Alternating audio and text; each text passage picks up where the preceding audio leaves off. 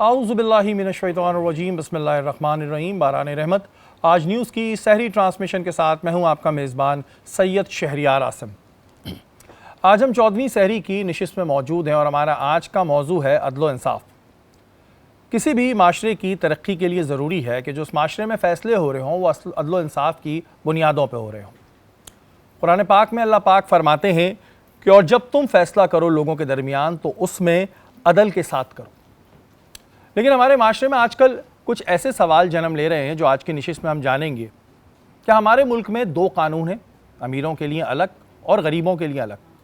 क्या हमारे मुल्क में इंसाफ मिल रहा है या फिर लोगों को इंसाफ लेने का सही तरीक़ा नहीं मालूम? क्या गरीब आदमी इंसाफ के लिए दर बदर भटकता है और क्या अमीर के लिए कानून बदल दिए जाते हैं? ऐसे बहुत से सवाल हैं जो आज की नशिस्त में हम जानेंगे। हमारे साथ मौजूद हैं मुफ्ती मोहसिनुज़्ज़मा साहब। अस्सलाम वालेकुम। वालेकुम सलाम व रहमतुल्लाहि व बरकातुहू। हमारे जो आज के मेहमान हैं सिंध की बड़ी मशहूर शख्सियत हैं। अक्सर हम देखते हैं कि लोगों को इंसाफ दिलाने के लिए वो आवाज़ बुलंद करते रहते हैं। हमारे साथ मौजूद हैं आमिर नवाज़ वड़ाई साहब, प्रेसिडेंट हैं कराची बार एसोसिएशन के। अस्सलाम वालेकुम आमिर भाई। वालेकुम सलाम। आपको खुशामदीद कहते हैं। हमारी जो दूसरी मेहमान है गो के अभी उन्हें इतना अरसा नहीं हुआ अपनी फील्ड में काम करते हुए, लेकिन 2.5 से 3 साल में अगर हमने देखा है तो उन्होंने माशाल्लाह बहुत तरक्की की है। काफ़ी कमर्शियल्स में, काफ़ी टेलीविज़न ड्रामों में आपने उन्हें देखा होगा। हमारे साथ मौजूद हैं इल्मा जाफरी। अस्सलाम वालेकुम। अस्सलाम वालेकुम। आपको खुशामदीद कहते हैं। आते हैं अपने मेहमानों की जानिब। जैसे कि आमिर भाई, मैंने शुरुआत में कहा कि सिंध की बड़ी मशहूर शख्सियत, बल्कि अब तो पाकिस्तान की आप एक बड़ी मशहूर शख्सियत हैं। आपके वैसे इंटरव्यूज़ हमने किए हैं, लेकिन आज हमारे नाज़रीन ये जानना चाहते हैं कि आपको कितना अरसा हो गया है ये वकालत के शोबे से और आपका करियर किस तरह शुरू हुआ? मुझे तकरीबन 17 साल हो गए वकालत में। और करियर इनिशियली मैं एक जगह बैठा हुआ था, एक इंस्टीट्यूट में, डोमिनो इंग्लिश लर्निंग सेंटर में। तो वहाँ मैं लैंग्वेज टीचर था। तो हमारे साथ एक टीचर थी, तो मैंने उनसे पूछा, मैडम आप क्या करती हैं इसके अलावा? उन्होंने कहा मैं वकील हूँ। तो मैंने कहा मुझे भी शौक है वकील बनने का। तो उन्होंने कहा एडमिशन खुले जाओ। तो बस नेक्स्ट डे मैं गया, एडमिशन लिया और उसके बाद अल्लाह ताला ने खैर की। अच्छा, तो आपने एक टीचर से, आप वैसे ही वहाँ पे थे लर्निंग सेंटर में और वहाँ पे एक टीचर ने कहा और आपने कहा कि मुझे भी शौक़ है, वहाँ से आपका शुरुआत हो गई। उन्होंने बोला कि एडमिशन खुले में, मैं नेक्स्ट डे कॉलेज गया, SM लॉ कॉलेज में, और एडमिशन ले लिया। अच्छा आमिर भाई, माशाल्लाह और भी बहुत सारे हमारे वकला बरादरी में लोग हैं। अगर आपने बताया 17 साल, तो माशाल्लाह 17 साल में जितनी आपने तरक्की की है, जितना नाम बनाया है, इतना नॉर्मली बनता नहीं है। तो इसके पीछे क्या राज है कि माशाल्लाह आपका, अगर हम बात करें सिंध में, पूरे पाकिस्तान में एक बहुत बड़ा नाम है, तो ये इतना बड़ा नाम 17 साल में कैसे बन गया, जहाँ पर मोटिवेशन आपको एक उस्ताद से मिली और एक बस उन्होंने कहा कि आप जाएँ एडमिशन ले लें? तो ये इसका राज क्या है? मेरे को लगता है माँ की दुआ है। बिल्कुल, माँ की दुआएं तो सबके साथ होती हैं, लेकिन आपके साथ मुझे लग रहा है खास वाली दुआएं चल रही हैं। बस मुझे तो यही लगता है। अच्छा आमिर भाई, जो मैंने एक सवाल कहा था कि क्या लोगों को इंसाफ नहीं मिल रहा है या उन्हें इंसाफ लेने का सही तरीक़ा नहीं पता है? आप ये समझते हैं कि जो लोग अक्सर हम देखते हैं कि जी दर बदर भटक रहे होते हैं, उन्हें नहीं पता होता कि जाना कहाँ है, कोई FIR हो गई या किसी मुकदमे में उनका नाम आ गया, तो क्या लोगों को सही रास्ता नहीं पता है या फिर इंसाफ मिलने में थोड़ा टाइम लग रहा है? देखिए, एक तो डिफ़िकल्टीज़ तो हैं। फिर पाकिस्तान में हम देखते हैं कि ज़्यादातर लोग वैसे भी अवॉइड करते हैं। कोई इशू हो भी जाता है, वो बोलते हैं छोड़ो, कौन कोर्ट कचहरी करेगा। फिर डेफिनेटली प्रोसीजर डिफ़िकल्टीज़ है। जब वो आते हैं तो प्रोसीजर से कहीं ना कहीं घबरा जाते हैं। फिर इंसाफ हो रहा है, लेकिन पाकिस्तान में इंसाफ एक पॉलिसी है कि इंसाफ देना है किस चीज़ में और किस में इंसाफ नहीं देना है। उसकी द मोस्ट रिसेंट एग्जांपल है हमारे साबिक चीफ जस्टिस काजी फैज़ ईसा साहब का इंटरव्यू, जिन्होंने कहा है कि भाई मैं भी चीफ जस्टिस होते हुए भी बेबस हूँ, मेरे भी हाथ था, मेरे हाथ में भी सब कुछ नहीं था। तो पाकिस्तान में हम जब रह रहे हैं तो सही है, छोटे मोटे मामलात में शायद कहीं मिल जाएगा जस्टिस, लेकिन वो जो अहम इश्यूज़ होते हैं जिसमें बेसिकली लोगों को जस्टिस चाहिए होता है, जहाँ वो किसी ताकत के सामने, वो किसी भी किस्म की ताकत हो सकती है, चाहे पॉलिटिशियंस हो, चाहे इस्टेब्लिशमेंट हो या कोई भी, तो वहाँ आके फिर वो स्टक ऑफ हो जाते हैं। फिर वहाँ उनकी को जो इंसाफ होता है वो नहीं मिलता है। फिर उनको जो भी सामने वाले की मंशा हो वो और फिर मिलेगा। वकला बरादरी जो है फिर आवाज़ उठाती है। ज़ाहिर है हम तो अपने इशूज़ पे फिर जहाँ कोई ऐसे इशूज़ जिसमें वाकई में हमें अपरेंटली विक्टिमाइजेशन लग रही हो कि ह्यूमन राइट्स का मामला हो, तो वहाँ फिर हम अपनी आवाज़ रेस करते हैं। अच्छा आमिर भाई, एक चीज़ जब लोगों ने सुना कि जी आमिर भाई आज आ रहे हैं, तो उन्होंने कहा एक सवाल ज़रूर करना, ये आम आवाम का सवाल है। ये पुलिस और वकला के बीच में आजकल हम सुन रहे हैं कि काफ़ी चीज़ें ऐसी होती रहती है, तो क्या वजह है? ये पुलिस और वकला के बीच में अक्सर हम सुनते हैं कि कोई मामला शिद्दत इख्तियार कर गया, इसकी वजह क्या है? बेसिकली एक आम आदमी जब थाने में जाता है तो उसका बिहेवियर अलग होगा। एक तो वो थोड़ा डरा हुआ होगा, उसको लो अवेयरनेस नहीं होगी। लेकिन जब एक वकील थाने में जाएगा तो एक तो वो यूज्ड टू होता है पुलिस से डीलिंग का, दूसरी चीज़ ये है कि उसको लॉ अवेयरनेस है। अब रूटीन में जो इश्यूज़ आ रहे हैं वो आते हैं जब कोई वकील थाने में जाता है अपनी कोई एफआईआर लॉन्च करने के लिए, कोई कंप्लेन लॉन्च करने के लिए। आप किसी भी थाने में रैंडमली चले जाएं तो आप जाके बताएं कि मेरे साथ ये चीटिंग हो गई है, ये फ्रॉड हो गया है या ये कर दिया किसी ने, तो आप देखेंगे आपकी मौके पे कंप्लेन रजिस्टर्ड नहीं होगी अनटिल अनलेस कोई फ़ोन ना कराया हो आपने। अनटिल अनलेस कुछ ऐसा नहीं हो जाए। अब वकील वहाँ आके फिर थोड़ा सा रेजिस्ट करता है, वो ये कहता है कि यार मेरा राइट है 154 सीआरपीसी में कि मेरी एफआईआर दर्ज की जाए, बाकी अगर मैं गलत हूँ तो कानून में प्रोसीजर मौजूद है, ए क्लास है, बी क्लास है, सी क्लास है, सही है। ए क्लास में ये होता है कि डेफिशिएंसी ऑफ एविडेंस का आ जाता है, बी क्लास में अगर कोई गलत रिपोर्ट की है, सी क्लास में जहाँ पे कोई कॉम्प्रोमाइज़ हो जाए या कैंसिल करने जा रहे हो, यहाँ रूटीन में चलान, तो बाकी इन्वेस्टिगेशन का काम है। तो हमारे यहाँ जो होता है कि जब कोई कंप्लेन लेके जाता है वकील, तो फिर यहाँ जब इरिटेट होता है तो फिर अदरवाइज़ पुलिस हमारी है, बहुत सारी शहादतें भी हैं, बहुत सारी चीज़ें भी हैं। तो और बेसिकली हम अक्सर एक बात कहते हैं कि बेसिकली ये वकला और पुलिस के दरमियान नहीं है, बेसिकली उस ऑफिशियल के दरमियान है जो रिलक्टेंट है। पर्सन टू पर्सन वेरी करता है। हाँ, पर्सन अच्छे ऑफिसर बहुत सारे हैं, True. सही है, डेली बेसिस पे लोगों के इश्यूज होते हैं, कर रहे होते हैं। तो यहाँ आके ये एक इशू होता है और वो सिर्फ इस वजह से होता है कि अगर आप, फिर दूसरी चीज़ ये कि जो वहाँ पे लोग हैं उनका हैंडलिंग का तरीका सही नहीं है। वो क्योंकि यूज टू होते हैं आम पब्लिक के, जब वकील जाता है तो वो उसको भी उसी रूटीन में डील करते हैं। अब वकील को पता होता है I am the officer of the court, और मैं जब थाने में जा रहा हूँ तो जो भी होगा, जिस भी रैंक का बंदा हो, उसको ये पता हो कि एक ऑफिसर ऑफ द कोर्ट आया है, तो उसको रिस्पेक्ट चाहिए, उसको डिग्निटी चाहिए, सही है। आप यकीन माने, मैं अब जो भी दोस्त पूछते हैं, परसों भी कुछ आई हुई थी टीम में, वहाँ पे डीएसपीज वगैरह थे जो ट्रेनिंग कर रहे थे, तो उनका वहाँ पे था, तो उन्होंने मुझसे पूछा, मैंने कहा यार आपके 90% मसले तब हल हो जाएंगे अगर कोई बंदा आए, आप उसको बाइज्जत बिठाओ, उसको पानी पिलाओ, चाय पिलाओ, उससे पूछो सर आपका मसला क्या है। वो आधा मसला उसका वो वहीं ख़त्म हो जाएगा। वो फिर आपकी को इज़्ज़त भी देगा, आपकी बात भी सुनेगा। लेकिन आप उसको अगर दुत्कारोगे, उसके पास चले जा, उधर चले जा, ऑफिसर शाही सब चीज़ें शो करोगे, तो ज़ाहिर है वो फिर उस चीज़ पे, तो मेरे ख्याल से बिहेवियर को भी इम्प्रूव करने की, हालांकि जो अफसरान हैं उनके बिहेवियर बहुत अच्छे हैं, बिल्कुल सही। अफसरान का अगर भी आप किसी ऑफिसर के पास जाओगे, उसका बात करने का अंदाज़, उसका मिलने का अंदाज़ डिफरेंट होगा। लेकिन आप जब नीचे लेवल पे आते जाओगे तो उनका बिहेवियर जो है वो बिहेवियर चेंज करने की जरूरत है। और ये बिहेवियर आमिर भाई ने देखें ये बात क्लियर कर दी। ये सवाल भी मैंने इस वजह किया था कि कोई डिपार्टमेंट के अगेंस्ट नहीं होता, कहीं खुदा न खास्ता ये ना समझा जाए कि जी पुलिस और वकीलों के बीच में कोई जंग है, ऐसा नहीं है।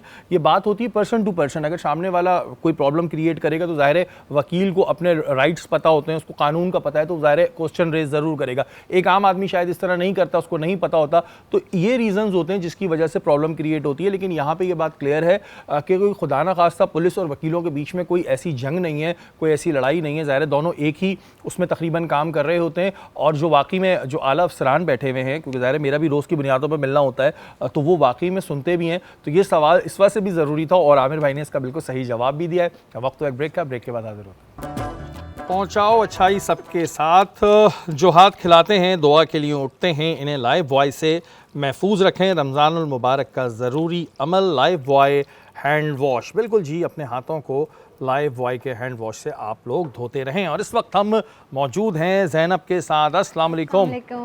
कैसी हैं ज़ैनब आप? अल्हम्दुलिल्लाह, आप कैसे हैं? मैं बिल्कुल ठीक-ठाक हैं? ठीक हूँ जी। क्या बना रही हैं आज आप? आज मैं बना रही हूँ ढाबा स्टाइल चने की दाल। ढाबा स्टाइल चने जो की आप लोग दाल। बाहर जाके बहुत मजे ले लेके खा रहे होते हैं, वो मैं आज यहाँ पे बना के खिलाऊंगी आपको। ठीक है, किस तरह जी। बनाएंगी आप बताएं मैंने ज़रा। दाल बॉईल कर ली है और बाकी सारे स्पाइसेस रखे हैं जो कि इसमें ऐड होंगे। फिलहाल यहाँ पे प्याज ब्राउन हो रही है और ये मैं बना रही हूँ डालडा कुकिंग ऑयल में। 80 सालों से पाकिस्तान भर की माओ का डालडा पर बेहद भरोसा रहा है, क्योंकि डालडा कभी भी सेहत और क्वालिटी पे कॉम्प्रोमाइज़ नहीं करता। डालडा दे रहा है ईद से पहले ईदी पूरे 250 रुपये तक की बचत के साथ, और जहाँ ममता वहाँ डालडा। डालडा। और ये इल्मा तो बिल्कुल ऐसी प्रोफेशनल शेफ बनी जी हुई हाँ, है थोड़ा सा ऑयल हम कि उन्होंने कहा कि जी मैं मुझे बिल्कुल कम बना लग रहा है। लेती हूँ। कोशिश करती हूँ बनाने की। कोशिश करती हैं। अभी मैं आपकी तरफ भी आता हूँ, जरा पहले इनसे पूछूं कि इसमें क्या क्या इंग्रेडिएंट्स होते हैं, कितनी देर में बनती ये है? बस दाल बॉईल हुई हुई है, प्याज यहाँ पे ब्राउन हो गई है, टमाटर हैं, हल्दी, मिर्च, अदरक, लहसुन, गरम मसाला पाउडर, कसूरी मेथी, ये सब इसमें ऐड होगा और फिर दाल हमारी रेडी हो जाएगी। और अगर ये अच्छी नहीं बनी तो फिर हमारे साथ आज बिल्कुल आमिर अच्छी भाई हैं, मैं बनेगी। केस करवा दूंगा। खराब खाना बनने पे केस होता है आमिर भाई? अगर कोई खराब खाना बना रहा हो मैं कुछ नहीं कह सकती। उस पे भी केस हो जाएगा। अच्छी बनेगी। अच्छी इंशाल्लाह। बनेगी। अच्छा इल्मा, आप बताएं, वैसे आप इतना सारे माशाल्लाह काम कर रही हैं, तो कुकिंग का टाइम मिलता है आपको? कुकिंग आती है आपको? कुकिंग आती तो है बट टाइम नहीं मिलता, लेकिन जब तक मेरी कोशिश होती है कि मैं कुछ ना कुछ घर में बनाऊँ। जैसे कि यहाँ दाल बन रही है तो मैं मसूर की दाल बहुत मज़े की बनाती हूँ। बनाती हैं आप? nice। तो अब घर पे कुकिंग बिल्कुल नहीं करती? घर वाले तरस गए हैं कि भाई खाना बना लो, प्लीज बना लो? ऐसा नहीं होता कि वही वाली बात है, प्लीज़ बना लो यार, खाना बना लो, तो फिर एक आध दिन बना लेते हैं कुछ ना तो बना लो। तो वैसे आपने खाना बनाना सीखा किससे था? किससे सीखा था? बस किसी से नहीं, रैंडम ही। हम अब आजकल तो बहुत आसानी हो गई है, आप कुछ भी सर्च करें और आराम से बना लेते हैं। कोई ऐसा कोई ख़ास इशू नहीं है बनाने में। तो वैसे अगर घर वाले कभी फरमाइश करते हैं तो किस चीज़ की ज़्यादा करते हैं कि जी इल्मा ये बना के खिला दो? आई थिंक ताहिरी, पता नहीं लोग खाते हैं नहीं खाते हैं। मैं बहुत अच्छी बनाती हूँ। मैं मसूर की दाल बहुत अच्छी बना लेती हूँ। मैं चिकन तंदूरी बहुत मज़े की बना लेती हूँ। कुछ चीज़ें ऐसी हैं जो मैं बहुत मज़े की। ताहिरी से मुझे याद आ गया, पहले जब हम छोटे थे ना, जुम्मे के जुम्मे ताहिरी बना करती थी। अब बिरयानियाँ बनने लगी हैं, लेकिन जब हम छोटे थे वो आलू वाली जो ताहिरी है ना, उसकी बात ही वो होती है, उसके साथ हल्का सलाद और और रायता। रायता। ओहो, क्या क्या और बात। अगर उसके साथ लहसुन की चटनी खाया जाए, ओहो। वैसे किसी दिन हम यहाँ पे भी करेंगे। हाँ करेंगे बिल्कुल जी। और ये जो इल्मा ने याद दिला दी ना कि हम छोटे थे, हमें याद है उस वक्त चिकन बिरयानी इस तरह इतनी नहीं होती थी, तो ताहिरी बना करती थी और जुम्मे की नमाज के बाद वो मिलती थी। क्या उसका टेस्ट होता था। और इस वक्त जो मैंने यहाँ पे वार्डरोब पहना हुआ है, ये है HF डिज़ाइन का। ग्लैमर वन में इनका आउटलेट है, तो अगर कोई जाके वहाँ से लेना चाह रहा है तो बिल्कुल जी, बड़े अच्छे अच्छे इनके पास डिज़ाइन है, जाके HF डिज़ाइन से आप ले सकते हैं। माशाल्लाह माशाल्लाह माशाल्लाह, बहुत खूब अजमेरी ब्रदर्स। और ज़ाहिर है अब इनका मैं क्या तारीफ़ करूं, ये हमेशा ही हमारी निशिस्त में आते हैं और निशिस्त को खूबसूरत बनाते हैं। एक बड़ा रोल होता है इनका। बहुत शुक्रिया आप लोगों का कि आप आते हैं, हमारी निशिस्त को खूबसूरत बनाते हैं। इल्मा जाफरी हमारे साथ मौजूद हैं। इल्मा, जैसे मैंने इंट्रोडक्शन में बात कही थी कि क्योंकि अभी आपको 2 से ढाई साल 3 साल हुए इस फील्ड में, माशाल्लाह आप काफ़ी तेज़ी से अच्छा काम कर रही हैं, तो आपकी शुरुआत कैसे हुई? शुरुआत तो मेरी आप सुनेंगे तो मतलब लोगों को मैंने अगर सुनाए भी है, लेकिन ये है कि बड़ी अजीब सी थी कि पहले मेरी बेटी आई है फील्ड में, दैन उसके बाद मैं एक छोटा सा मुश्क ड्रामा था जिसमें उसको लीड पे लिया था। उसके बाद उधर डायरेक्टर जो थे उन्होंने बोला कि आपको खुद क्यों नहीं काम करती। दैन उसके बाद मुझे एक पे एक काम मिलते रहे। तो आप गई थी बच्ची के लिए और काम आपका हो गया? जी जी, ऐसे यानी कि ये बच्ची के चक्कर में आपको जो है वो काम मिल गया। अब वो कहती रहती है मम्मा मुझे काम, बोलते नहीं बेटा बहुत मेहनत है। बहुत मेहनत है बेटा, पढ़ाई पे तवज्जो दो और एक्टिंग बाद में करेंगे। अच्छा इल्मा, मुझे एक बात बताएं कि जाहिर है जो भी शख्स एक्टिंग करता है तो कहीं ना कहीं उसको पहले से शौक़ होता है।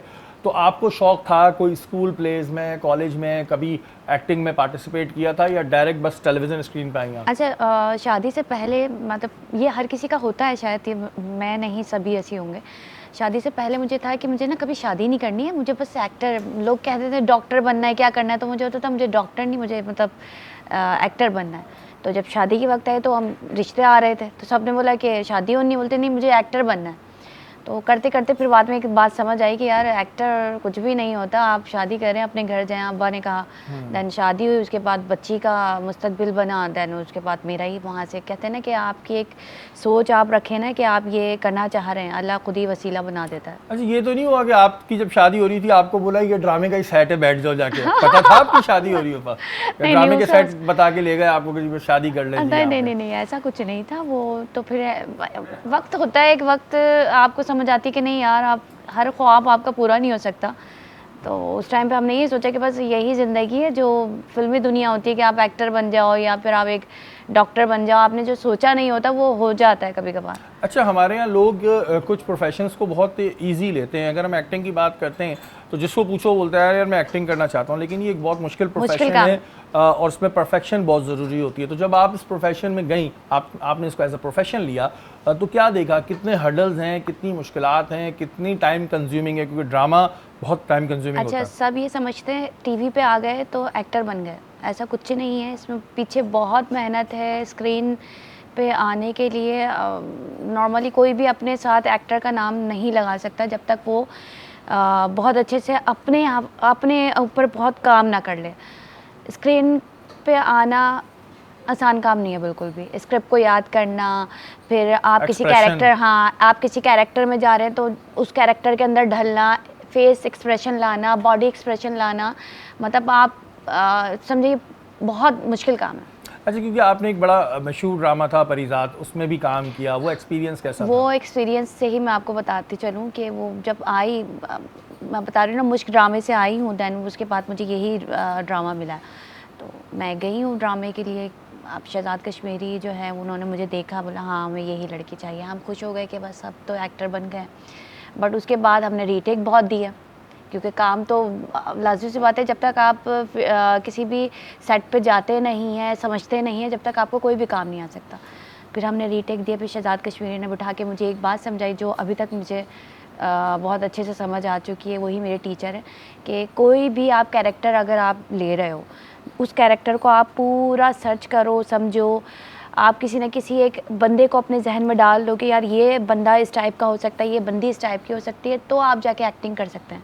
आप उसको सोच में ला के अगर आप एक्टिंग करना चाहोगे तो आप एक्टिंग आसानी से कर लोगे, वरना बहुत मुश्किल है। क्योंकि ये एक बहुत जो है ना मुश्किल काम होता है। एक्टिंग को लोगों ने एक वो बनाया हुआ है कि जी एक्टिंग है, टीचिंग है, ये बहुत इजी प्रोफेशन है, तो it's not an easy profession. इसमें जब आप काम करते हैं तो आपको पता लगता है कि जी इसमें क्या है। वरना जिससे पूछो या तो बोलता है मैं मॉडलिंग करना चाहता हूँ या मैं एक्टर बनना चाहता हूँ, तो भाई उसकी बड़े स्टेजेस होते हैं जो आपको क्रॉस करने पड़ते हैं। आमिर भाई, हमारे यहाँ एक इशू जो अक्सर लोगों के साथ आता है वो ये आता है कि FIR कट जाती है। जब हम थाने जाते हैं तो सुनने में आता है कि जी कोर्ट से 22A का नोटिस लेकर आए थे जिस पे हमें FIR काटनी पड़ी।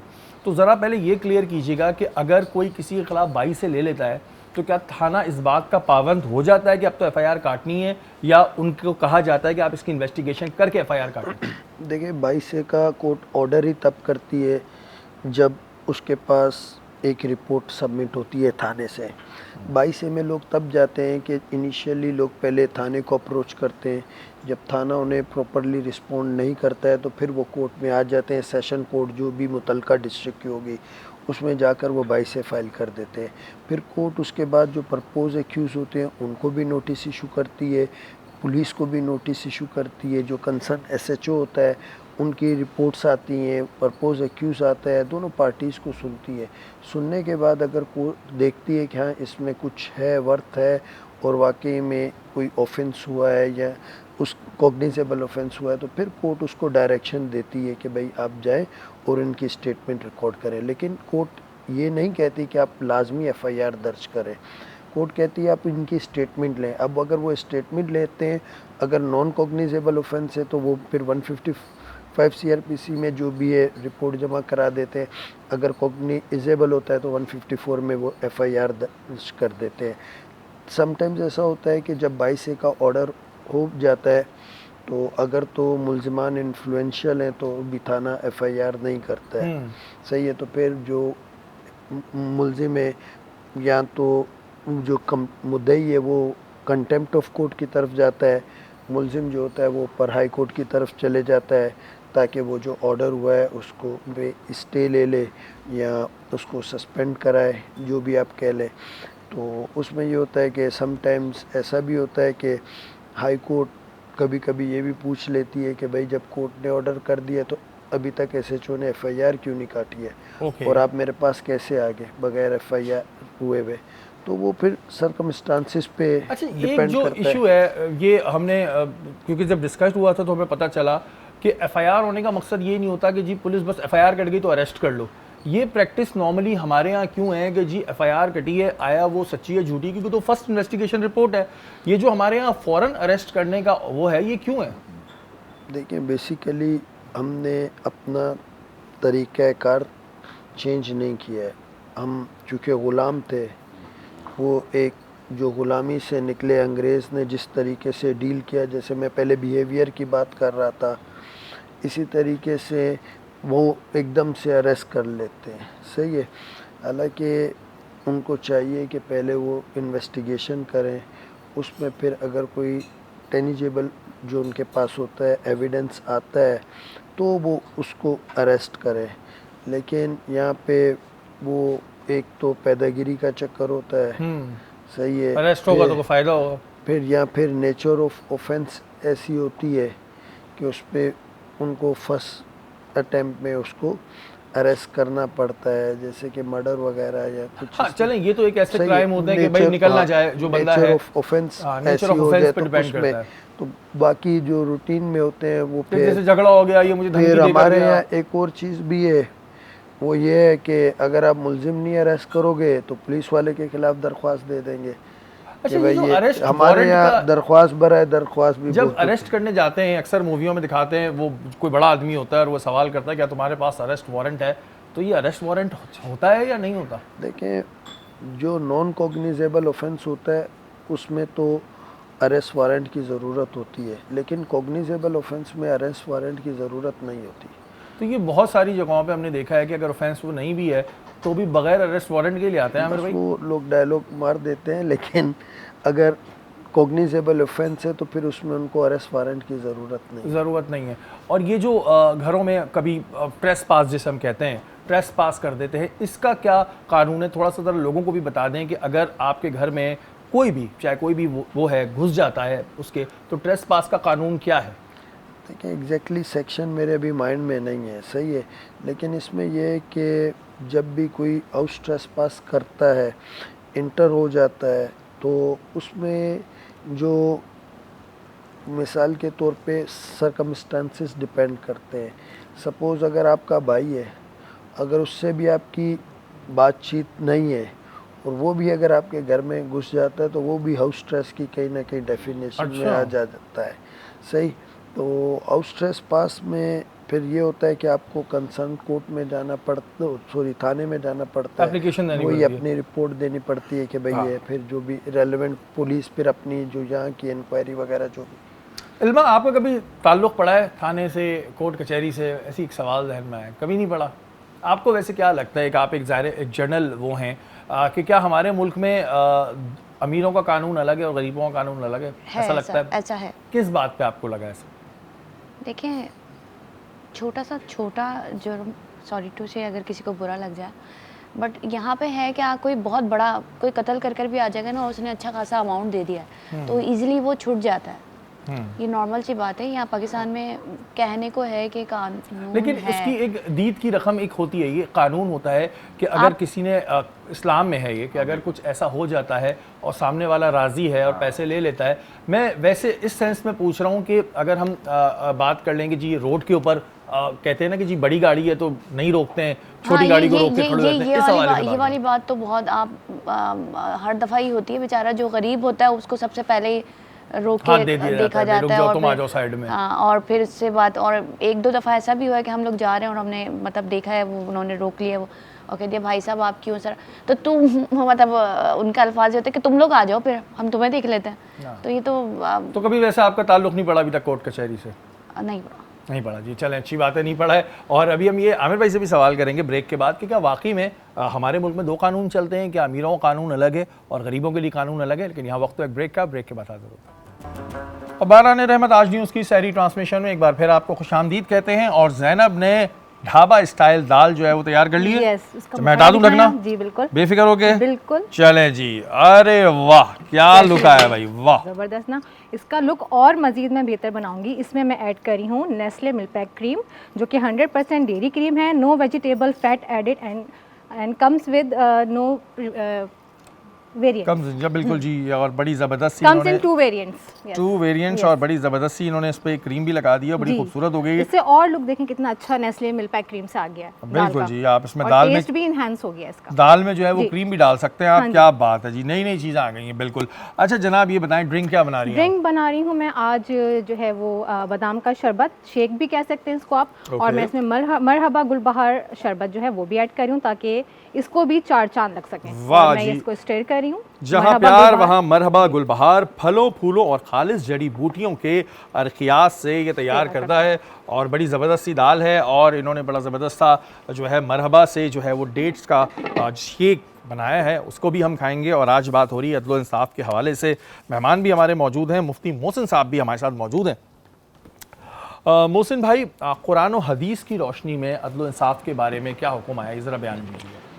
औज़ुबिल्लाहि मिनश्शैतानिर्रजीम बिस्मिल्लाहिर्रहमानिर्रहीम क़ाल अल्लाहु तआला फ़िल क़ुरानिल मजीद इन्नल्लाह युहिब्बुल मुक़्सितीन आमनतु बिल्लाहि सदक़ल्लाहुल अज़ीम। तमाम तारीफ़ें अल्लाह रब्बुल इज़्ज़त के लिए जो कि खालिक़ कायनात है। लाखों दुरूद सलाम मेरे आका हज़रत मोहम्मद सल्लल्लाहु अलैहि वसल्लम की ज़ात पर जो कि अल्लाह के महबूब हैं।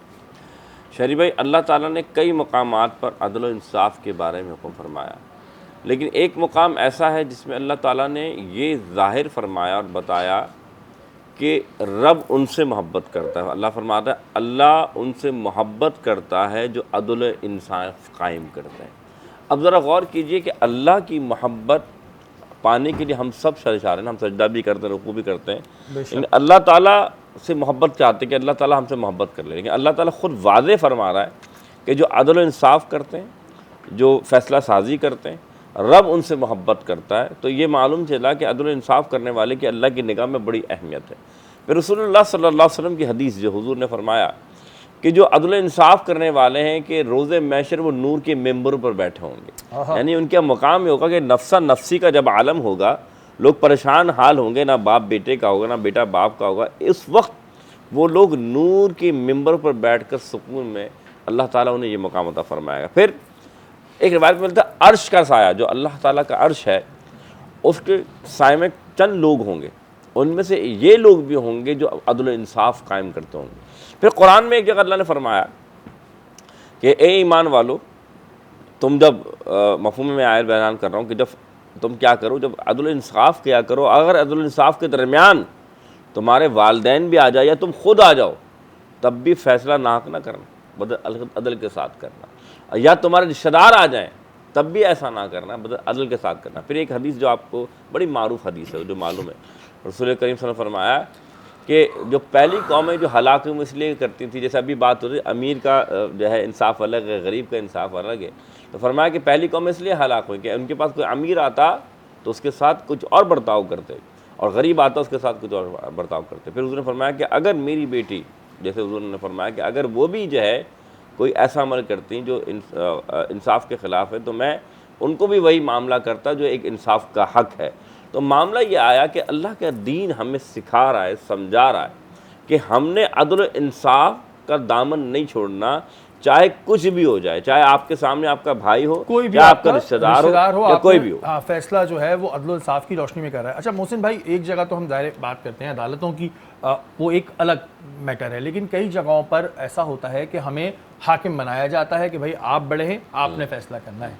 अभी मैं बात अदालतों के हवाले से नहीं कर रहा हूँ, मैं बात कर रहा हूँ उन फैसलों की जिसमें किसी एक को हमने आपको बड़ा बना दिया कि जी मेरा और आमिर भाई के बीच में मसला है, आपने इस मसले को तय करना है। एक हाकिम को क्या ख्याल रखना चाहिए जब ये फैसला कर रहा हूँ? अच्छा, बहुत खूबसूरत सवाल किया। देखिए, याद रखिएगा, अगर हम मशवरे में किसी को अपना बड़ा बनाते हैं और कहते हैं कि भाई आप हमारे दरमियान सुलह करा दो और आप फैसला फरमा दें, तो इसके लिए लाजिम मलजूम है कि वो जानिबदार हो, गैर जानिबदार, यानी कि ऐसा ना हो कि वो किसी एक की तरफ माइल हो, माल की वजह से, उसकी शोहरत की वजह से या किसी और पहलू की वजह से, बल्कि उसे जो भी फ़ैसला करना है गैर जानिबदार को करना है। अगर वो ऐसा नहीं करता तो वो अल्लाह उसके निगाह में बहुत बड़ा गुनाहगार होगा। क्यों वो गुनाहगार होगा? क्योंकि याद रखिए अल्लाह ने उसे ये मुकाम दिया कि वो लोगों को मखलूक का हाकिम बन सके, मखलूक के दरमियान फ़ैसला कर सके, और इस फैसले के दरमियान वो अगर इस तरह की गलती होता करता तो अल्लाह क्या उसकी पकड़ है। यहाँ तक कि जो अगर उसने फ़ैसला किया है, किसी के साथ नाइंसाफ़ी की है,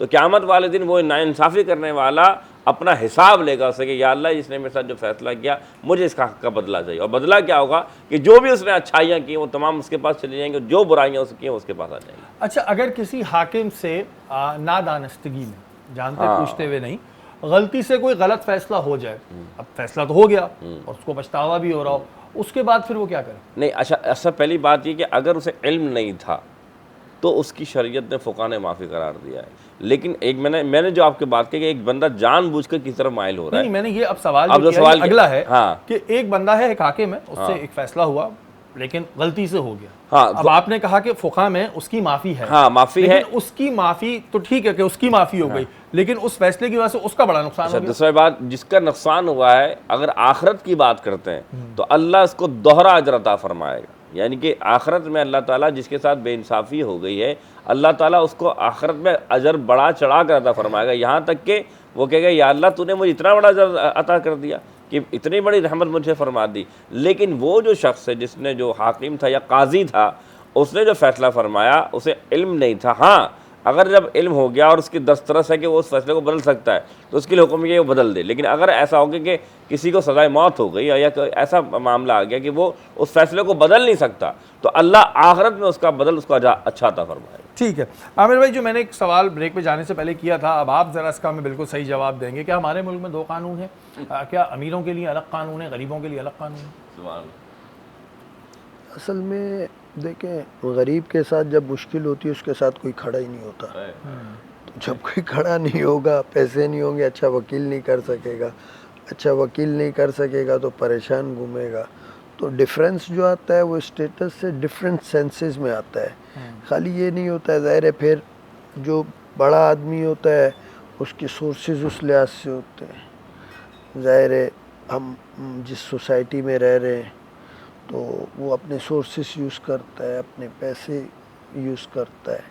गरीब के पास वो सब चीज़ें नहीं होती हैं, तो इसलिए फिर डिफरेंस तो आता है कहीं ना कहीं। अच्छा आमिर भाई, क्या कुछ ऐसी NGOs हमारे यहाँ काम करती हैं कि अगर किसी के पास अच्छा वकील करने के पैसे नहीं हैं तो वो फ्री ऑफ कॉस्ट उनके केसेस लड़ी हो? क्या कुछ ऐसा वकला बरादरी में कुछ ऐसी NGOs हैं? देखिए, मुख्तलिफ NGOs काम कर रही हैं इस टाइम पे, लेकिन कोई भी बंदा, ये बिल्कुल ऐसे ही है कि जैसे गवर्नमेंट हॉस्पिटल्स हैं, लेकिन लोग गवर्नमेंट हॉस्पिटल में जाना नहीं चाहेंगे, क्योंकि अगर कोई भी है उनकी प्रेफरेंस ये होती है कि हम अपना प्राइवेट काउंसल करें ताकि हम एक जगह जाके अपना प्रॉपर रिलीफ ले सकें। तो NGOs हैं, लेकिन NGOs में सिर्फ वो लोग होते हैं जो बिल्कुल लावारिस होते हैं, जिनके पीछे कोई नहीं होता है, तो उनको कहीं ना कहीं NGOs जो है हेल्प एडजस्ट कराया जाता है। कर जाती है।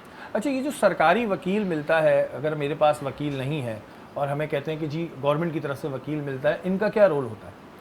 देखिए, वो प्रॉपर एडवोकेट होता है, उसकी फ़ी जो है वो गवर्नमेंट पे करती है, क्योंकि कुछ केसेस ऐसे हैं जो जिनमें वकील होना मैंडेटरी है, जैसे कि लाइफ इम्प्रिजमेंट से रेलेवेंट जितने भी केसेस हैं जिसमें उम्र कैद या सज़ाए मौत हो, तो उसमें वकील लाजमी है हर हाल में। तो कोर्ट उसमें फिर ऐसा करती है कि उनके पास लिस्ट मौजूद होती है सीनियर वकला की, या जिसकी भी, जिनको वो समझती हैं कि ये कॉम्पिटेंट है और ये एक अच्छा केस चला सकते हैं इस मुलजिम का, तो वो फिर उसको वो कर देते हैं, रेफ़र कर देते हैं। फिर वकील साहब प्रॉपर कंटेस्ट करते हैं और बाद में उनको उनकी फ़ी मिल जाती है जो भी गवर्नमेंट ने। अच्छा आमिर भाई, क्या कोई प्राइवेट आदमी खुद अपना केस लड़ सकता है अदालत में? लड़ सकता है, लेकिन वो फिर रूटीन में ऐसा होता है, जब कन्विक्ट हो जाता है तो फिर वो ये कहता है कि मैं इतना, मुझे अवेयरनेस नहीं थी और मुझे सज़ा हो गई है, तो वो एक ग्राउंड बन जाता है कहीं ना कहीं रिमांड बैक का केस का। तो इसलिए फिर समटाइम्स जजेस अंडरटेकिंग ले लेते हैं उससे कि भाई अब अगर आप काउंसल खुद भी नहीं कर रहे, हमें भी नहीं कह रहे कि या किसी चलो वो हो जाए, पापर हो जाए या कुछ, तो फिर वो अंडरटेकिंग ले लेते हैं कि भाई आप खुद रिस्पॉन्सिबल हो गए। अब जैसे इसमें ऐसा होता है, जैसे आप हैं माशाल्लाह, मतलब आप पढ़े लिखे हैं, चीज़ों को समझते हैं, तो आप जज से कहें कि भाई मैं अपना केस खुद अच्छे तरीके से कंटेस्ट कर सकता हूँ, बट स्टिल आप प्रोफेशनल नहीं है। डेफिनेटली सही है, तो कहीं ना कहीं कोई कमी बेशी हो सकती है, बट आप इंसिस्ट करते हैं कि मैंने हर हाल में अपना केस खुद चलाना है, तो फिर कोर्ट आपसे अंडरटेकिंग लेगी कि कल को फिर जो कॉन्सिक्वेंसेस होंगे, फिर अपील तो कमी बेशी होगी तो अपील अपनी जगह है, लेकिन आप फिर वो ग्राउंड नहीं ले सकते कि भाई मुझे वकील नहीं मिला था या मैं वकील करना चाहता था, फिर आप अंडरटेकिंग देंगे I will be sole responsible. तो इस तरीके से ये चीज़ें होती हैं, क्योंकि अक्सर हमने ये चीज़ें भी सुनी हैं। तो लेकिन इसमें फिर यही होता है कि जो आमिर भाई ने बात की, जो प्रोफेशनल होते हैं वो प्रोफेशनल होते हैं, ज़ाहिर है उन्हें तमाम चीज़ों का पता होता है और उनका रोज़ का एक काम होता है। तो इस वजह से बहुत से लोग अक्सर हमने ये कहते हुए सुना है कि जी हम अपना खुद वो कर लेंगे, तो उसमें जो है आपको प्रॉब्लम रहती है। इल्मा, जैसे कि हमने शुरुआत में बात की कि आपने माशाल्लाह ड्रामास किए, फिर आपने बताया कि आपकी किस तरह शुरुआत हुई। हमारे यहाँ जो सीनियर एक्टर्स हैं, क्या वो नए आने वाले कमर्स को वेलकम करते हैं, उनके साथ अदल इंसाफ करते हैं? बिल्कुल नहीं करते। नहीं करते वेलकम। कुछ अच्छे भी हैं जो कर जाते हैं, कुछ बिल्कुल भी, कुछ को ऐसा लगता है कि शायद हमारी जगह ना ले लें, लेकिन ऐसा है नहीं। उनकी बर्थ उनकी है, हमारी बर्थ हमारी है। बट ऐसा है कि ये प्रॉब्लम आ रही होती है कि भाई जो हमारे सीनियर्स हैं वो नए आने वालों को उस तरह वेलकम नहीं करते। नहीं, उनका ये नहीं होता, वेलकम करना होता है बट वो उस तरह नहीं होता। उनको ये होता है कि बस हमने कर लिया है, सामने वाला नहीं कर सकता, वो वाला थोड़ा सा रहता है। अच्छा, ये चीज़ बड़ा सेट पे प्रॉब्लम नहीं देती है कि ज़ाहिर है कोई भी टैलेंट है, जब तक आप उसको मोटिवेट नहीं करेंगे, आप उसको ये नहीं कहेंगे कि नहीं यार तुम बहुत अच्छा कर सकते हो, कोई ऐसा मसला नहीं है। और अगर आप एक सेट पे जाएं और वहाँ पर जो सीनियर है वही आपको ऐसे देख रहा हो कि जैसे ये तो कुछ नहीं कर सकता, जैसे तो उससे आप पता- टैलेंट में कितनी, कॉन्फिडेंस में कितनी कमी हाँ, आती है? नहीं नहीं, ये चीज़ तो बात की बात है। जैसे अब मैं और आप काम कर रहे हैं, अब हमारी कैरेक्टर हमारे मतलब बहन भाई हैं, तो हम बोले आओ चला हम दोनों लाइंस करते हैं। तो कुछ एक्टर ऐसे भी होते हैं जो बोलते हैं बस हम तो अपना अच्छा कर लेंगे, बस तुम देखो। अच्छा, तो कुछ जगह ऐसे भी हुआ, पता नहीं लोगों को आइडिया नहीं होगा कि एक्टिंग क्या चीज़ है। कभी कभार तो हमें दीवारों के साथ भी खड़े होकर एक्टिंग करनी होती है, कैमरा हमें फॉलो कर रहा होता है और हम दीवारों को देख के अपनी सारी बातें कर रहे हैं। तो अच्छा, तो मतलब वो उस तरह लाइन नहीं कराते, लेकिन इस तरह के जो लोग होते हैं उनको कोई ऐसा फ़ायदा नहीं होता है। ज़ाहिर है जिसकी जो नसीब में होता है ना, जिसको अल्लाह ताला ने देना होता है वो अल्लाह ताला उसको दे देता है। किसी भी फील्ड में अगर कोई सीनियर, किसी भी फील्ड की बात कर रहा हूँ मैं, सिर्फ कोई ड्रामा इंडस्ट्री की बात नहीं कर रहा, कोई भी सीनियर ये बात सोचता है ना कि जी ठीक है मैं ऐसे मुँह बनाऊँगा या मैं इसकी लैग पुलिंग करूँगा तो मैं आगे निकल जाऊँगा, नहीं। अल्लाह ऐसा ताला नहीं ने हो सकता। जिसको जो नवाजना है वो उसकी नसीब में है। अच्छा, मुझे ये बताएं कि अभी आजकल ड्रामा फील्ड में, क्योंकि मैं तो काफ़ी टाइम से, अभी मैंने एक शो ड्रामा प्रोड्यूस भी किया है बहरहाल, लेकिन वैसे जो आप लोगों का एंटरटेनमेंट साइड पे पैसे सही हैं, मुआवजा सही मिल रहा है और टाइम पे मिल जाता है? टाइम पर तो कभी भी नहीं मिलते, अच्छा लेकिन ये कि एवरेज हैं, अच्छे हैं। अच्छा, कमर्शियल ज़्यादा अच्छा है। अच्छा, इसलिए भी ज़्यादा डिफ़िकल्ट मतलब कौन सी वो होती है, मतलब ड्रामा उस पर ज़्यादा टाइम टेकिंग होता है या कमर्शियल साइड होती है? कमर्शियल तो बहुत इजी होते हैं एक एक्टर के लिए, नॉर्मली लोगों के लिए मुश्किल है, और ड्रामा थोड़ा मुश्किल है। लेकिन उसमें पैसे जो है कमर्शियल में बहुत अच्छे मिलते हैं। कमर्शियल में पैसे अच्छे मिलते हैं बट आपको कोई पहचानता नहीं है। ड्रामा से लोग पहचानते हैं। ड्रामा एक ऐसी वो है कि आप किसी न किसी कैरेक्टर के ज़रिए, जैसे मैं परिजात के नाम से मशहूर हूँ, मतलब परिजात में एक माही थी जिसके उससे मैं ज़्यादातर कहीं पे भी जाती हूँ तो ज़्यादातर कोई और ड्रामों का नाम नहीं लेता, परिजात का नाम पहले आता है। अच्छा, मुझे एक बात बताएं कि कौन सा कैरेक्टर मुश्किल है? एक होता है ज़ाहिर कॉमेडी करना, एक होता है सीरियस एक्टिंग करना, एक होता है नेगेटिव जो रोल जिसे हम कहते हैं। तो कौन सा रोल जो है वो मुश्किल होता है प्ले करना? नेगेटिव ज़्यादा मुश्किल होता है और कॉमेडी। कॉमेडी मुझे लगता है, क्योंकि नेगेटिव तो चले हम आम जिंदगी में भी इतने नेगेटिव बन के घूमते हैं कि नेगेटिव हम फौरन अपने पे ले लेते हैं, लेकिन कॉमेडी एक बहुत मुश्किल चीज़ है। अभी मैं कर रही हूँ, बहुत मुश्किल है। कॉमेडी में प्रॉब्लम आती है, एक तो लाउड बोलना पड़ता है बहुत, और आप जो हो नहीं वो आपको, मतलब आपको हंसाना है, सामने वाला अगर हंसेगा नहीं तो आपका फ़ायदा ही नहीं है बिल्कुल भी। अच्छा, सबसे मुश्किल काम हंसाना ही होता है। सबसे मुश्किल काम जो होता है बिल्कुल हंसाना होता है। तो आपने जो अब तक जितने भी कैरेक्टर किए हैं उसमें आपका सबसे फेवरेट कैरेक्टर कौन सा है जिसका आप कहती हैं कि यार ये कैरेक्टर मैंने अच्छा किया? मुझे अपना परिजात वाला ही ड्रामा ज़्यादा, मतलब माही जो मैंने किया है वो बहुत अच्छा किया है। वो अच्छा मिला है क्योंकि उसमें एक आप बता रही हैं कि डायरेक्टर भी जो है बहुत अच्छे मिल गए आपको। बहुत। अच्छा, ये कितना बेनिफिशियल होता है कि हमें एक टीम अच्छी मिल जाए? ये कितना फ़ायदेमंद रहता है? देखिए टीम ना, आई थिंक डिपेंड करता है कि आप किस चैनल के लिए काम कर रहे हैं, तो टीम भी उसी तरह ही होती है। अब आप जैसे हम के लिए काम करेंगे तो उनके लिए उनका जो स्क्रिप्ट या उनका जो ड्रामा है वो बेबी है, वो बच्चों की तरह लेंगे, तो वो हर एक्टर को, हर छोटे से छोटे को एक बच्चों की तरह लेके चल रहे होते हैं। तो वो चीज़ ज़्यादा अच्छी, कहते हैं ना, आप जितना प्यार से हर चीज़ को लेके चलो वो उतना ही अच्छा नज़र आता है। ठीक है। आमिर भाई वैसे कभी एक्टिंग वैक्टिंग का शौक हुआ आपको? माशाल्लाह आप इतने हैंडसम हैं और काफ़ी लोग कहते भी होंगे, तो कभी शौक हुआ एक्टिंग वैक्टिंग का? आपने कभी ज़िंदगी में ट्राई की एक्टिंग? नहीं, मैंने ट्राई स्कूल लाइफ में कभी? कुछ नहीं, यूनिवर्सिटी में हमने एक बार वो हमारा मैंने मास्टर्स क्रिमिनोलॉजी में कर रहे थे, तो उस टाइम एक हम कोई करैक्टर था उस टाइम, वो हमने किए थे। तो वैसे आप क्या समझते हैं, एक्टिंग मुश्किल काम है आसान काम है? नहीं, डिफ़िकल्ट का। डिफ़िकल्ट है। जब आपने किया तो उसके बाद आपको कभी किसी ने नहीं कहा कि आमिर भाई आए जी एक्टिंग करें? वैसे अभी भी आपको ऑफर्स तो आती होंगे आमिर भाई? अभी टाइम ही नहीं है। टाइम ही नहीं है अभी। आमिर भाई तो थोड़ा ज़रा कम गो है, लेकिन ये जब आप कोर्ट में आप इनको देखेंगे ना, तब आप कहेंगे कि भाई अलग ही लेवल है हमारे भाई का।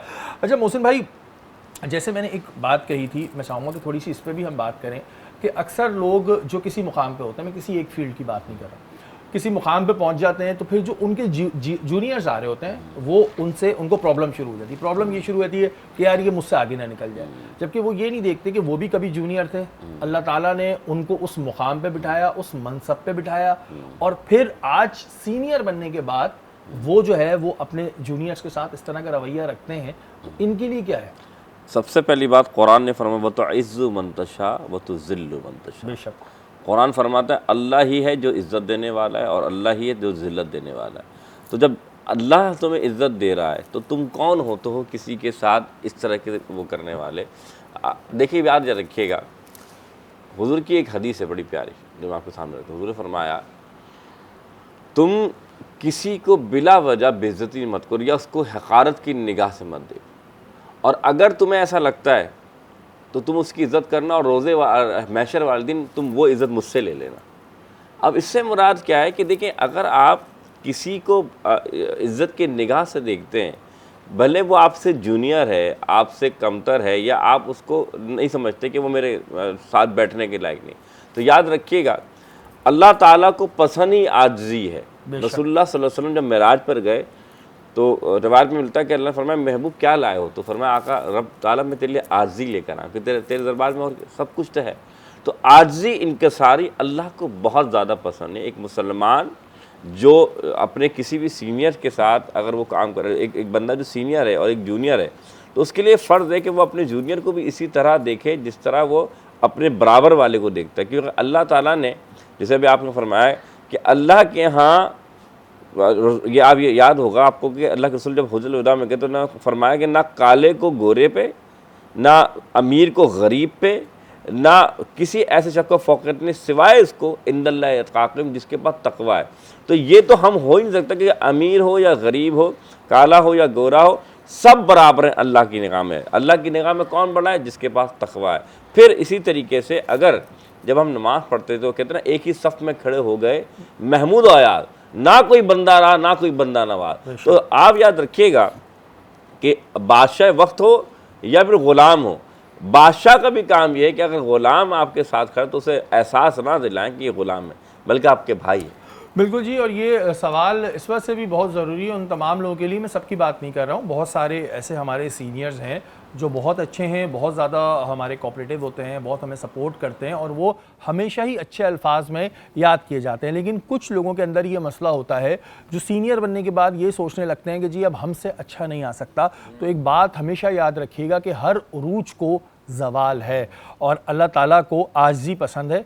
तो आप बिल्कुल अगर किसी अपने जूनियर के साथ अच्छा बिहेव करेंगे तो आपको उसके रिज़ल्ट भी अच्छे मिलेंगे। वक्त तो एक ब्रेक का, ब्रेक के बाद हाजिर होता है। बहुत खूब, बहुत खूब। अजमेरी ब्रदर्स इस वक्त हमारे साथ यहाँ पर मौजूद हैं और बड़ी ज़बरदस्त कवाली पेश की है इन्होंने, और शहरी का दस्तरखान भी इस वक्त आप देख रहे हैं यहाँ पे लगा हुआ है, और बड़ी ज़बरदस्त सी इन्होंने तो है तड़का, कौन सा ढाबा स्टाइल दाल थी वो बनाई है, बड़े मज़े की थी। मैंने पूरी खा भी लिया। आप ये देख रहे हैं, मेहमानों से हम पूछते हैं कि जी कैसी लगी उनको। मोहसिन भाई, आप वैसे कीमा ज़्यादा शौक से खा रहे थे, लेकिन दाल कैसी लगी ये बताएं। अल्हम्दुलिल्लाह दाल भी बहुत अच्छी है, कीमा ही बहुत अच्छा है, और वाकई दाल जो बनाई है वो जो देखें कि जो हमारे यहाँ आमतौर पे जो ढाबे में मिलती है उसका जायका वैसा ही है। तो वैसे ज़्यादा शौक से आप क्या गोश्त खाते हैं या दाल वाल खाते हैं? मैं दाल ही खाता हूँ, लेकिन आज मुझे कीमा ज़्यादा अच्छा लगा। हाँ ठीक है, तो मैंने सोचा पूछ लूँ। आमिर भाई कैसी लगी आपको दाल? अच्छी बनी हुई थी। अच्छी बनी हुई है, पक्की बात है आमिर भाई? पक्की। या आपने ऐसी कह दिया बस दिल रखने के लिए? नहीं नहीं, सच कह। ठीक बनी हुई है जी जनाब। बहुत मजे की, बहुत यमी। बिल्कुल बहुत मज़े। ओके है, कोई इसमें वो नहीं है। बिल्कुल परफेक्ट। अच्छी दाल बनाई है आपने जी।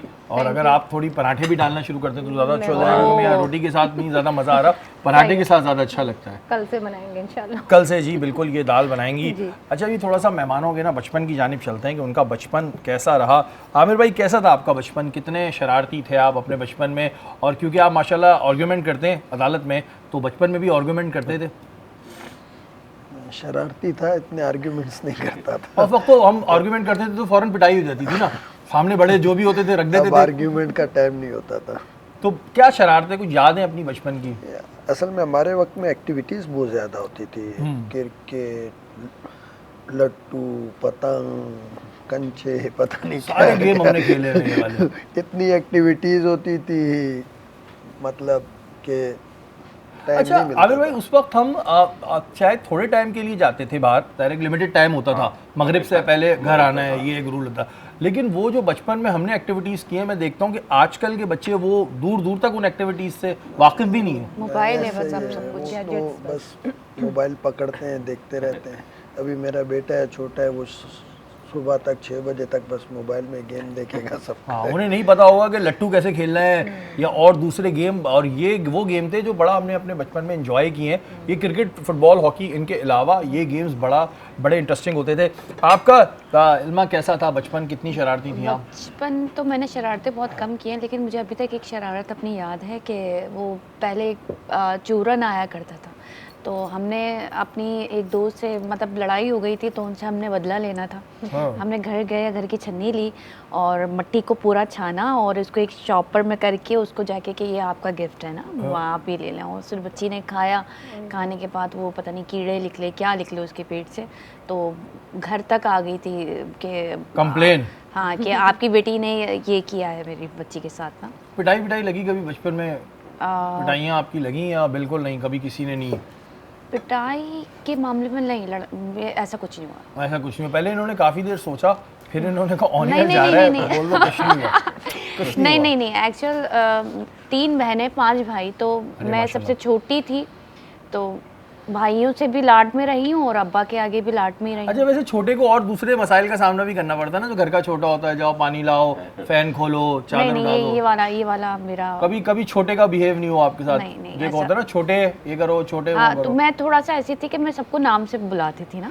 अच्छा क्योंकि लाडली थी आप यानी? हाँ, तो नाम से बुलाते थे, उस पर डांट बहुत पड़ती थी, या तुमसे बड़ा है, तो सबको, सारे भाइयों को नाम से मतलब अब्बा बुला रहे हैं वो अलग बात है, बट मेरा भी होता था कि शहजाद इधर आ जाओ, तो मतलब ये वाली बातें बहुत, इस पर डांट बहुत खाई है। आपको कभी कोई याद है अपनी बचपन की पिटाई कोई हुई? मैं खुद लाडली इकलौती एक। सभी यहाँ लाडले बैठे हुए हैं, हम ही सबसे पिटे हुए बैठे हुए हैं कि इधर से भी पढ़ रहा है, इधर से भी और पढ़ क्या। रहा और है। वो ऐसा लग ये रहा है कि होता आज मैं लाडलों के छोटी बीच में आ है, गया हूँ। छोटी है, कुछ भी करे, छोटी है, बस छोड़ दो, छोटी है। हम ये भी होता छोटे था। थे भाई, हमें तो अब याद है कभी यहाँ से कभी यहाँ से, ऐसा लग रहा है लाडलों के बीच में बैठा हूँ। Exactly. अच्छा आमिर भाई, जैसे माशाल्लाह अभी बहुत सारे यंग वकला जो हैं आप लोगों की उससे जुड़ रहे हैं, एक अगर वकील को कामयाब होना है तो उसको किन चीज़ों का ख्याल रखना चाहिए? ये जितने भी हमारे यंग वकला आपको देख रहे हैं उनके लिए क्या है ऐसी चीज़? देखें, जितने भी यंग वकला हैं उनके लिए टाइम की पाबंदी बहुत ज़रूरी है। तो वकील बाउंड नहीं होता किसी का भी, क्योंकि उसका अपना काम होता है, उसको वो अपने ज़मीर का बाउंड है। काम है नहीं है, वो डेली सुबह अपने घर से जो टाइम ली, 8 बजे 8:15 बजे निकले, 8:30 बजे तक कोर्ट में, वो जो कोर्ट का टाइम है, केस है नहीं है, वो कोर्ट में रहे, लाइब्रेरी में रहे। और जो एक टाइमिंग होती है शाम को मिनिमम भी 4 बजे 5 बजे वो वहाँ से कोर्ट से या दफ्तर से जाए। तो रेगुलरिटी बहुत ज़रूरी है, क्योंकि रिस्क जब भी हासिल करना होता है तो सुबह आपको रिस्क हासिल करने के लिए भी जाना पड़ता है। अब बाज़ औक़ात ऐसा होता है, अब चूँकि टेलीफोन्स वगैरह का दौर है, तो लोग कहते हैं कि अगर मुझे कॉल आएगी तो मैं कोर्ट चले जाऊँगा, अदरवाइज़ नहीं। तो ऐसा नहीं है। सेकंड थिंग, सक्सेसफुल कामयाबी, अभी एक शॉर्टकट होता है वकालत में, उसमें ये होता है कि आप अपना करैक्टर लूज़ कर जाते हो, 2-4 क्लाइंट्स को चीट कर जाते हो, 2-4 चीज़ों को, लेकिन आप अपनी लॉन्ग लास्टिंग अच्छी रेपुटेशन हासिल नहीं करते। बिल्कुल। तो आपको अपना करैक्टर मेंटेन रखना है। आप कोशिश करें कि जो भी काम आपके पास आया है अपना 100% दें, बाकी अल्लाह के हाथ में जो भी आप में, तो ईमानदारी से करें, थोड़ा सा वेट कर लें, वेट करें, पॉजिटिव अपना ज़ाहिर चीज़ें आपके सामने आती रहेंगी। अच्छा आमिर भाई, जैसे अगर कोई वकील, जैसे कि आपने बताया कि क्लाइंट के साथ चीट कर जाता है या कोई और मसला कर देता है, तो अगर कोई जनरल पब्लिक में से कोई आप लोगों के पास आता है तो क्या आप लोग उसकी हेल्प करते हैं इस हवाले से? देखिए, हम मदद करते हैं, लेकिन वकील के पास आर्ग्यूमेंट्स होते हैं, कुछ ना कुछ बोलने के लिए उसके पास होता है, लेकिन ये होता है कि फिर अगर हमें लगता है कि हुआ है वाकई में, तो उसको हम रेफ़र कर देते हैं सिंध बार काउंसिल में। सिंध बार काउंसिल जो है वो हमारी रेगुलेटरी अथॉरिटी है, वो अगर देखती है तो फिर उसका लाइसेंस सस्पेंड कर देती है, फिर वो रेफ़र कर देती है ट्रिब्यूनल में फॉर कैंसिलेशन ऑफ लाइसेंस। तो ये सारी चीज़ें होती हैं उसमें। ये चीज़ें होती हैं जी, जितने भी यंग वकला हैं, क्योंकि अब माशाल्लाह बहुत सारे लोग जो हैं इस शोबे से बिल्कुल मुंसलिक होते जा रहे हैं, तो ये बड़ा एक अहम मैसेज है। जैसे कि आमिर भाई ने कहा कि एक तो टाइम की पंक्चुअलिटी, क्योंकि अक्सर यही बात होती है कि जी फ़ोन आएगा तो चले जाएंगे, ऐसा नहीं है। सेकंड चीज़ कि जो आपका करैक्टर होता है वो बड़ा अहम होता है, क्योंकि कोई भी बात छुपती नहीं है। अगर आप किसी को चीट करेंगे या किसी के साथ ज़्यादती करेंगे तो वो फिर आपका लॉन्ग लास्टिंग नहीं रहेगा। वक्ती तौर पर तो आप पैसे कमा लेंगे, लेकिन अगर आपने इस शोबे में आगे जाना है, नाम बनाना है, तो इन तमाम चीज़ों का ख्याल रखना पड़ेगा। अच्छा, हमारे यहाँ मैं एक चीज़ बड़ी होती है कि कहते हैं जी सेट पे लेट पहुँचो तो बड़े स्टार होते हैं, जबकि कहा गया है, हर जगह कहा गया है कि वक्त की पाबंदी करो। हमारे रसूल करीम सल्लल्लाहु अलैहि वसल्लम भी इसको बड़ा पसंद फरमाते थे, इसका जिक्र भी है कई जगहों पे कि वक्त की पाबंदी करो। लेकिन हमारे यहाँ ये है कि जो लेट पहुँचेगा ना वो बड़ा स्टार होगा। हाँ, ये बात तो आपने बहुत पॉइंट की, बट अब वो वैल्यू नहीं रहती उन लोगों की। अच्छा, हाँ, आप अगर टाइम से जा रहे हो तो ज़्यादा अच्छा है। आप अपने स्क्रिप्ट पे मतलब पूरा अपने स्क्रिप्ट पे अपना काम किया हुआ है तो उसकी वैल्यू है, ये वाला नहीं है सिस्टम ना। और अगर होता भी है तो नेक्स्ट प्रोजेक्ट में उसको नहीं देखते। यहाँ का तो ये सिस्टम ही नहीं है ना कि आपने एक काम कर लिया तो आपको दूसरा काम भी मिल जाएगा फ़ौरन ही। आपको एक ड्रामे में ही देख लिया, आपको जज कर लिया कि आप कितना तंग कर रहे हो। अगर आप तंग कर रहे हो आने पे, जाने पे, इवन के खाने पे नखरा, हाँ, खाने पे नखरा, मेकअप, ज़्यादातर एक्टर्स का ये होता है कि बस हमारा मेकअप थोड़ी थोड़ी देर में टचअप हो रहा है, तो उनको भी फिर फर्स्ट टाइम के बाद नेक्स्ट टाइम नहीं बुलाते। अच्छा, वैसे आप क्या समझती हैं जो एटीट्यूड दिखाते हैं, अब वो थोड़ा नाम बन गया तो एटीट्यूड दिखा रहे हैं, कुछ तो नए भी दिखा रहे होते हैं, हंसी भी आ रही होती है कि भाई ये पी दिखा रहा है। अच्छा, मैं तो अभी ऐसे एक जवाब दीजिएगा, उसके बाद आप उसको कंटिन्यू करिए कि एटीट्यूड दिखाने वाले को काम मिलता है नहीं मिलता? अगर बहुत बड़ी पर्ची है तो मिल जाता है, वरना नहीं मिलता। नहीं मिलता। अच्छा, आप क्या कह रही थी, आप उसको कंटिन्यू करिए। अच्छा, अभी ये वही वाली बात के जिसके नखरे होते हैं, तो एक है, उनका नाम तो खैर मैं नहीं लूँगी, ना ले हाँ, नाम ना ले। तो वो ना बेचारी आती हैं और अपने साथ एक मेकअप आर्टिस्ट लेकर ना, और आके थोड़ा सा देखेंगे हाय हाय ऐसा करके हुए ना मिलने के बाद, बट उनको कोई भी अच्छा नहीं समझता। वो अलग रूम में बैठेंगी, कुछ ये भी है बहुत चीज़ें ना, सबके बीच में नहीं बैठेंगे। हाँ, हमें अलग एक पर्सनल रूम चाहिए, तो उनको रूम तो मिल जाता है, लेकिन वो उनकी वर्थ वो वाली नहीं रहती।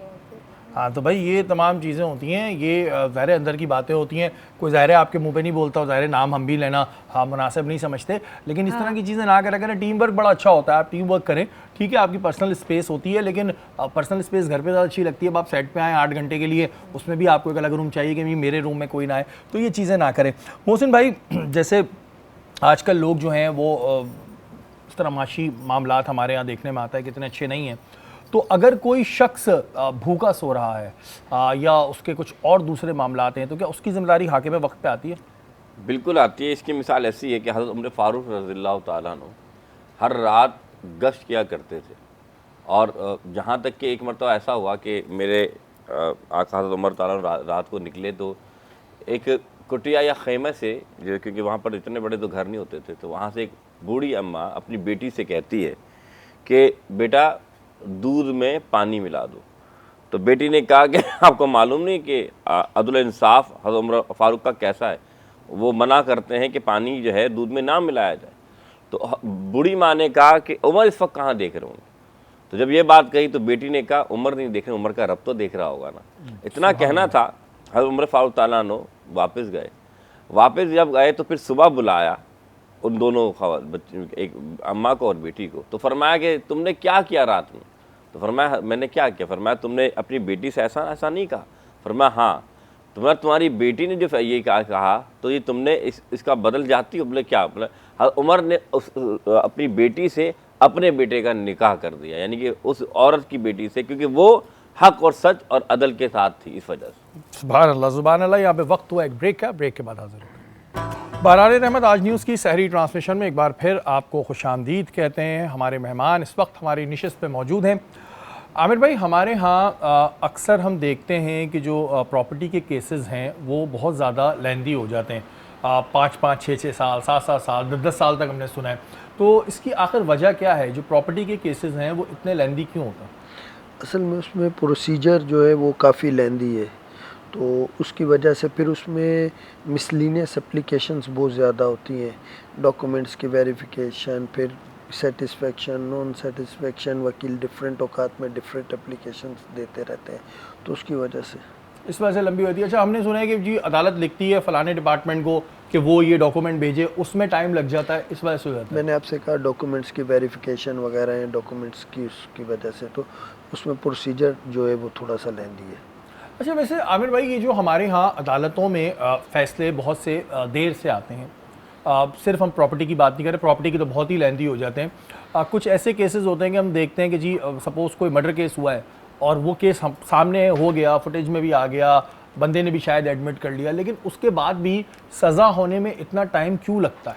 देखें, अगर एडमिट कर लेगा ना तो फिर तो सज़ा कोर्ट दे देगी, प्लीड गिल्टी कर जाएगा।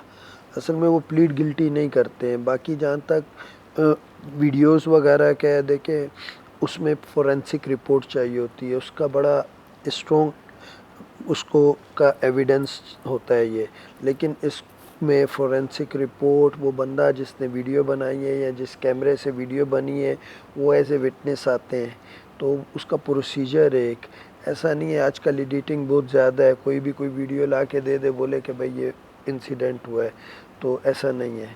तो अच्छा, क्या कुछ टेक्निक्स होती हैं आमिर भाई केस को डिले करने की?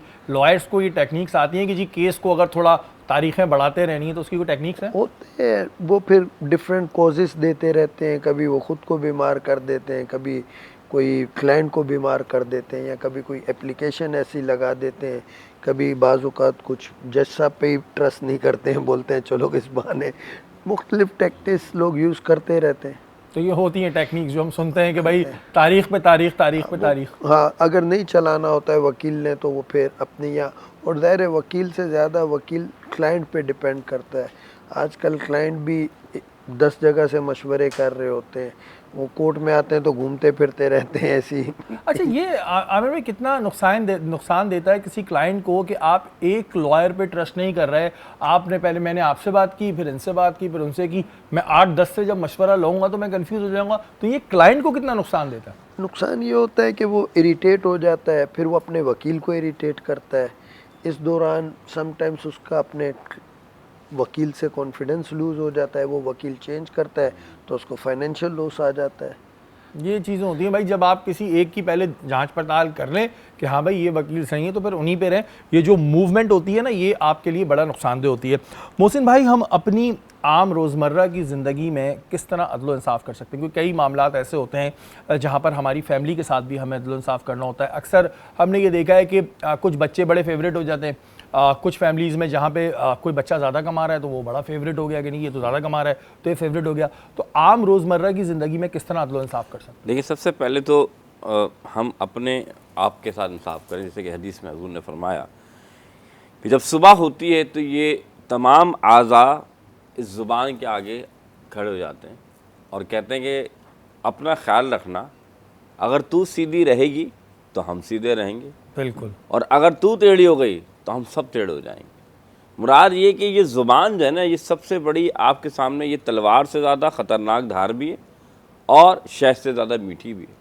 तो सबसे पहली बात, आप किसी से भी जब बात कर रहे हो तो अपनी ज़ुबान का जो इस्तेमाल है इसको अदल के साथ इस्तेमाल करें, क्योंकि याद रखिए अगर आपने ज़्यादती कर दी तो दूसरे के साथ बेइंसाफ़ी हो जाएगी। तो सबसे अहम बात ये। दूसरी बात जो आपने फरमाई कि हम आपस में अदल इंसाफ़ या अपने किस तरह कायम कर सकते हैं, तो सबसे अहम तरीका है कि किसी से फॉर ग्रांट आप किसी को ना बिला वजह वो तरजीह ना दें, बल्कि उसकी तरजीहात जो है उसके तक़वे के लिहाज से हो या फिर अच्छाई के लिहाज से हो, और किसी के साथ इसलिए ना कहा है कि ये ज़्यादा कमाता है, ये ज़्यादा खूबसूरत है, ये ज़्यादा प्यारा है, बल्कि हर एक के साथ म्याना रवि इख्तियार करो। इस्लाम म्याना रवि का ही दर्ज देता है, ज़्यादती का दर्ज नहीं देता। अल्लाह उसके रसूल उसी को पसंद करते हैं। एक मिसाल देता हूँ, रसूलुल्लाह सल्लल्लाहु अलैहि वसल्लम के पास हुजूर मस्जिद नबवी में एक बूढ़ी औरत आती है, अकल काम नहीं करती। रसूलुल्लाह को वहीं से दरवाजे से मस्जिद नबवी की आवाज़ आती, मोहम्मद सल्लल्लाहु अलैहि वसल्लम। हुजूर फरमाते हैं पूछो, फरमाया नहीं, आपने बाहर आना होगा, उम्र भी रसीदा है, दिमाग भी काम नहीं करता। हुजूर तपती हुई धूप में चले जाते हैं। अब वो बुढ़िया सवालात करी जो ना जिसका ना कोई काम का सवाल नहीं है। जब सवालात कर लिए, बुढ़िया ने बात सुना दी, वो आगे चली गई, साहबा कराम आए, फरमाया आका पूरे मदीने में इस बुढ़िया की कोई बात नहीं सुनता, आका आप क्यों सुन रहे थे? तो हुजूर ने फरमाया जिसकी कोई नहीं सुनता उसकी मोहम्मद सुना करता। तो बात यह है कि हम उन लोगों को तरीके कि यार ये बड़ा काबिल है, इसकी बात सुन लो, यार ये पैसे वाला, या हर एक की सुननी पड़ती। जब आप हर एक को तरजीहात देंगे, अल्लाह आपकी इज़्ज़त खुद फरमा देगा। बिल्कुल जी। और अगर हम अपनी रोज़मर्रा की ज़िंदगी में आपस में ही अदल इंसाफ करने लगे ना, तो बहुत सारे मसाइल हल हो जाएं, बहुत सारी परेशानियां जो हैं वो हमारी ख़त्म हो जाएं। हम कहते हैं यार ये मसला हो गया, ये मसला हो गया, अगर हम थोड़ा सा मवाजना करें ना, तो हम खुद अपने साथ और अपने जो इर्द गिर्द के लोग हैं ना, उनके साथ भी अदल इंसाफ नहीं करते हैं। इल्मा, कोई मैसेज देना चाहती हैं आप देखने वालों को? सिर्फ मैसेज यही देना चाहती हूँ कि सब अपनों से मोहब्बत करें, अपनी फैमिली से मोहब्बत करें, और हर किसी को अच्छी नज़र से देखें। ज़रूरी नहीं है कि हर कोई आपके काम आएगा तो आपको मिलना है। हर किसी को मोहब्बत दें, प्यार बांटें, बस यही। बिल्कुल जी, मोहब्बत दें, लाजमी नहीं है कि कोई काम आ रहा है तो फिर आप उससे बात करें। आमिर भाई, देखने वालों को कोई मैसेज देना चाहते हैं आप? मैं यही कहूँगा कि कोशिश करें कि किसी का हक नहीं खाएं, और ऐसा पैसा नहीं कमाएं कि जो आपसे या कल को आपकी औलाद से निकले। रिस्क हलाल हो, और किसी को तकलीफ़ दे के पैसा नहीं कमाएं कि वो पैसा आपका घर तो रोशन हो लेकिन कोई तकलीफ़ में हो। तो मेरे ख्याल से बिल्कुल जी। और जो भी लोग इस तरह के पैसे कमाते हैं ना, उनके कहीं ना कहीं निकल रहे होते हैं, ज़्यादातर बीमारियों में निकल रहे होते हैं। तो बड़ा अच्छा ये मैसेज है कि आप जो भी कमाई करें, जो भी कमाई कमाएं, वो रिस्क हलाल हो। आप दोनों का बहुत बहुत शुक्रिया, आप हमारी इस ट्रांसमिशन में आए और आप लोग अपनी अपनी फील्ड में बहुत अच्छा काम कर रहे हैं। आप लोगों के लिए बहुत सारी दुआएं, अल्लाह ताला आप लोगों को बहुत सारी खुशियाँ अता फ़रमाएँ। हमारी निशिस्त का वक्त ख़त्म हो गया है। कल इंशाअल्लाह ताला दोबारा मुलाकात होगी। अपने मेज़बान सैयद शहरियार आसिम को इजाज़त दीजिए। पाकिस्तान ज़िंदाबाद।